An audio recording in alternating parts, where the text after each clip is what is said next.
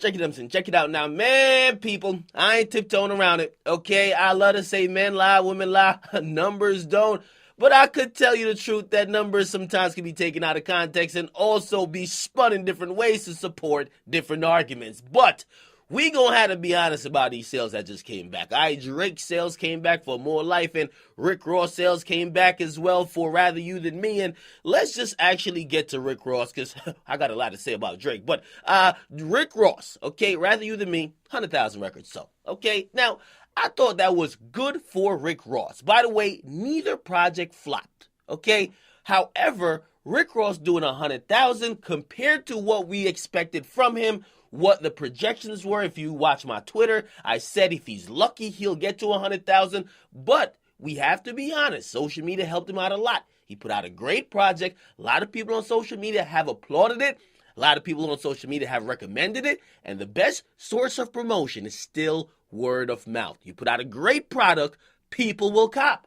And that's why he did 100,000, okay? The days of Rick Ross doing like 150, never happen again, okay? I think his max was 170. He's still in the rap game. He's just not at the peak of his popularity. But somebody else who should be at the peak of their popularity is motherfucking Drizzy Drake, right? Now, he dropped More Life. Now, he said it's a playlist. It's not an album. Now, what the fuck is a playlist? We've listened to the project. What's a playlist, right? You got all type of stuff that looks like an album, but what is really a playlist? To me, the only logical answer I could say in what's a playlist is that basically a playlist is Drake's excuse to have a bunch of other niggas featured on his album and give a couple of tracks to other dudes, right? But it kind of still feels like an album, right? It's just not a traditional Drake album. However, and regardless of the fact, Drake's More Life has been reported to sell around 505,000 records first week.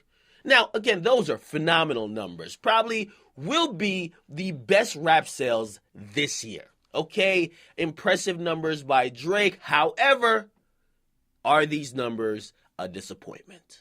Okay, I'm looking at the number 505. Think about it, people. He just sold a milli first week. Now he came back with 505. I gotta say, while it's not a flop, still impressive, okay, in terms of the overall genre. None of these niggas can compare to him.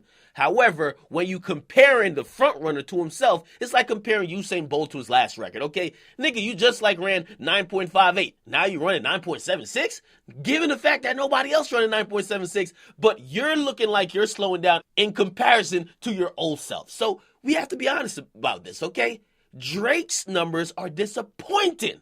Now, you might be saying, oh, well, no, there wasn't much promotion on that. I know I'm going to hear that. Okay, Drake fans, I know. Oh, it wasn't much promotion on it. It's a playlist.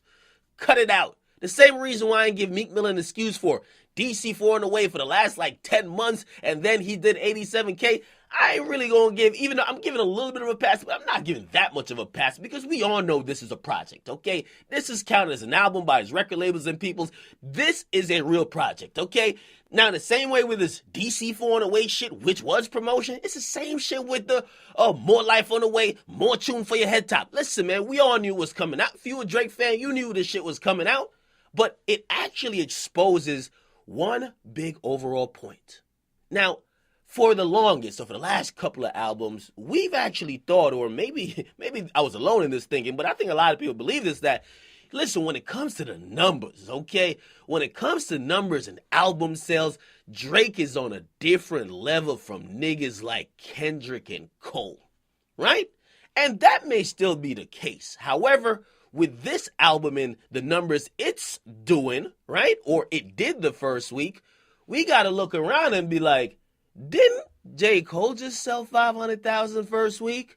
Right? Now, you might be saying, well, Drake sold 1 million last time. You know why? You know what the big difference between Drake selling 1 million last time and Drake actually doing 500,000 with More Life? Okay? And this is why it relates directly to J. Cole.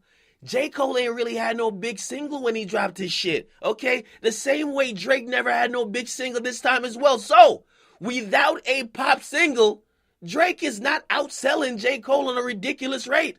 Basically, if Drake doesn't go pop with a lot of his songs or get these songs to really take off, he's not selling some wild number where he's doubling and tripling what everybody else sells in the game. Think about it, okay? Last album, he had Pop Style, he had One Dance, and Hotline Bling. Let me break the math down to you, because you might be like, what does a big single got it? Let me tell you the math, okay? First of all, album sales are not only streams, so 1,500 streams equal one album sold. Of course, you could digitally buy it. And by the way, there were no physical copies for Drake's More Life, so you couldn't copy it in stores. You won't be able to do it for like 2 more weeks, right? Or a week and a half, actually. However, here's the thing. For views, he had single sales, okay? Every 10 singles copped by a consumer or any consumer or 10 people equals one album sold. You wonder why Fetty Wap sells a lot or sold a lot when he dropped his album? That's because everybody was copping My Way and Trap Queen. You know why Drake sold over 1 million? Because you had hella people copping Hotline Bling, and every 10 of those is one album sold. So basically, if he sold 2-3 million off that, that's 200,000 extra sales. Same with One Dance or Pop Style. So when Drake did not have those singles, now you saw his numbers kind of come back to where the mean is among the top rappers, okay? Now, I think we're going to have to evaluate one person who was a little shaky last time because he sold 2-something, right? And I'm talking about Kendrick Lamar. We're going to see if Kendrick could put up maybe 400,000, but this is no flop. I'm giving it straight to y'all, but it's disappointing, okay?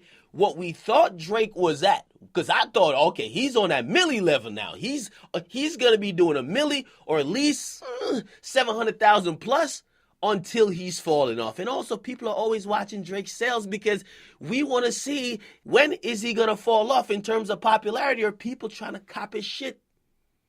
Again, he released this in terms of his vision for the project, a little bit more different than he would normally do in an album situation. But it doesn't mean we're not going to not use it to come up with a hypothesis about what's going on with his career or popularity or why his sales is half of what it did last time.